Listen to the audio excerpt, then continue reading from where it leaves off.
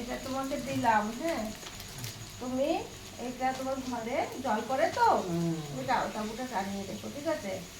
এই ছোট একটা ক্ষুদ্র উপহার আমার তরফ থেকে।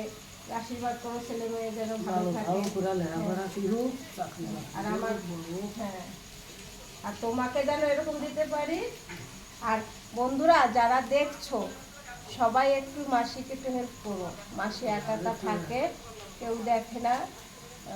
তো উনিও বাড়ি বাড়ি যায়, যাদের সামনে পড়বে সবাই একটু হেল্প করো।